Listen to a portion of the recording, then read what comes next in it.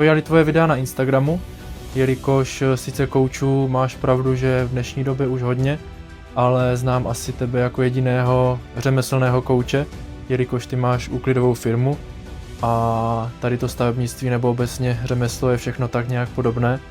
Takže proto mě zaujaly tvoje videa, proto jsem tě pak zanedlouho oslovil s možnou spoluprací. Tě zeptám, protože už spolupracujeme poměrně delší dobu, tak co byl třeba největší přínos v rámci těch našich společných konzultací? Co třeba byl pro tebe ten největší aha moment, co se pro tebe změnilo díky tomu, že jsi měl se mnou tu možnost to konzultovat?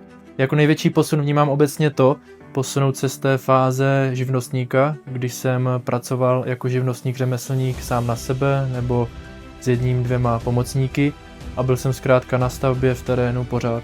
Tak přesunout se tady z tohoto stavu do stavu majitele firmy nebo u mě začínajícího majitele firmy. Mě vlastně v průběhu celé spolupráce ukázal kroky, systémy a procesy, které bych měl v mé budoucí firmě začít implementovat a tím pádem přestat přemýšlet jako živnostník a začít přemýšlet jako majitel firmy.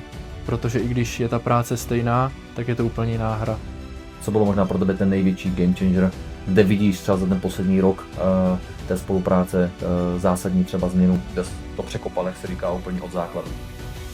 Myslím si, že to je v náboru a konkrétně v mém týmu, jelikož při začátku podnikání jsem si myslel a věřil v to, že dneska šikovné lidi sehnat nejde a že šikovní lidi nejsou, což mě u tebe trošku otevřelo oči, že stačí akorát trochu jinak dělat marketing, trochu jinak působit a trochu jinak začít hledat a šikovné lidi najdete. A samozřejmě si je udržet